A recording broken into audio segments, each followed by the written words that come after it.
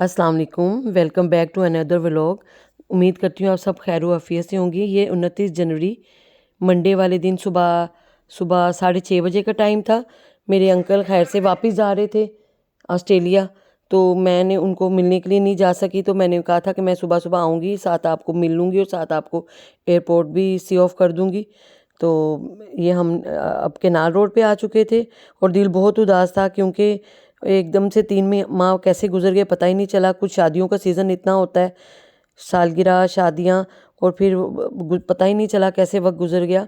तो हम लोग जैनी और गुड़िया की तरफ, अम्मी की तरफ आ चुके थे और यहाँ पे सब वो क्या पंजाबी में कहते हैं कि जाती बारदा नाश्ता कर रहे थे नान चने का।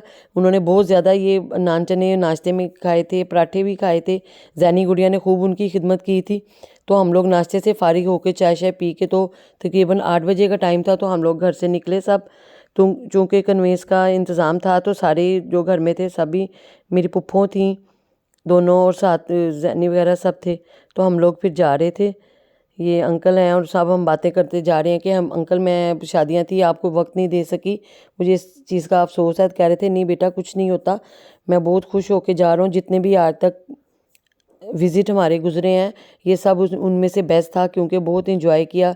शादियों का सीज़न भी था, वो इन्होंने भी खूब शादियाँ अटेंड की, खूब इन्होंने सालगिरह वगैरह अकीके थे। तो बहुत ही अच्छा वक्त गुजरा और इतनी तेज़ी से गुजरा कि पता ही नहीं चला।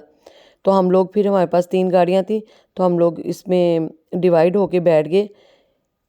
ये यहाँ पे अंकल मेरे साथ बैठे थे अक्सा के साथ। बिलाल तो पीछे अपने गांव गया हुआ था, इसलिए मैंने अक्सा को फ़ोन किया तो मेरी अक्सा भागी आई क्योंकि उसने, वो भी नहीं अंकल से मिली हुई थी। तो कहती मामा आप परेशान ना हो, बिलाल नहीं है तो मैं आ जाऊँगी, क्योंकि अब्दुल्ला ने भी मुझे कह दिया था मामा इतनी सुबह मेरे से नहीं उठा जाएगा। आजकल वो ए लेवल के पेपर्स की तैयारी कर रहा है। वो जो उसने 3 साल में करना था ए लेवल, वो अब कह रहा था कि मैं अभी पेपर दे की कोशिश करता हूँ। तो ये हम लोग फिर जेल रोड गुजर के, जेल रोड वाली साइड से हम लोग राइट साइड पे हो गए और ये फिर सारा एयरपोर्ट वाला एरिया शुरू हो चुका था, फोर्ट्रेस वाला। और हमारी गाड़ी, हम चूँकि आगे थे तो हम लोग काफ़ी पहले आ गए, बाकी सारे लोग 5-10 मिनट बाद में पहुँचे। और इस वक्त इंटरनेशनल 3 फ्लाइट्स थी और बहुत रश था और बंदे से बंदा टकरा रहा था और अनाउंसमेंट भी बार बार हो रही थी, तो ऐसे बहुत ज़्यादा इरिटेशन हो रही थी।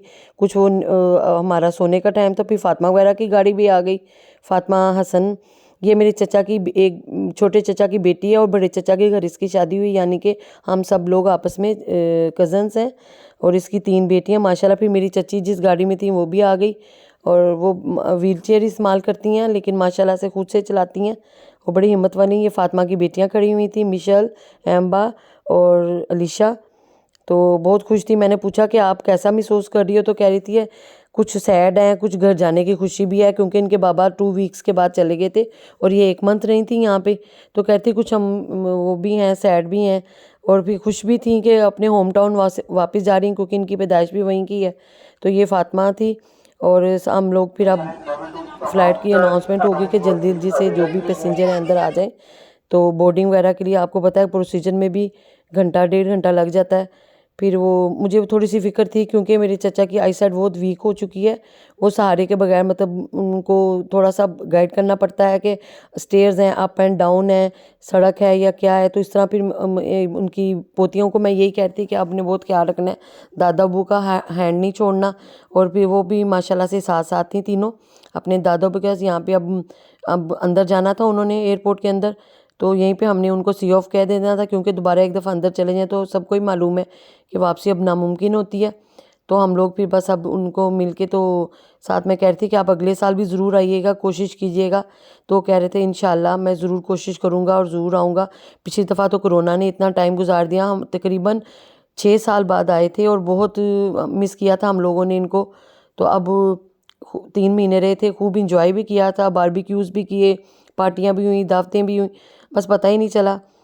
तो सब बहुत उदास थे, सब एक दूसरे से मिलके सबकी आंखों में आंसू आ रहे थे और सारे महसूस कर रहे थे कि ये वक्त बहुत मुश्किल होता है जब अपना घर, अपने प्यारे छोड़ के तो जाके परदेश में रहें। लेकिन जहाँ पे नसीबों में लिखा होता है, अल्लाह ने जैसे जैसे लिखा हुआ है तो वैसे वैसे इंसान वहीं पे ज़िंदगी गुजार। इसके साथ ही मैं वीडियो का एंड करती हूँ। ओके देन, अल्लाह हाफिज़।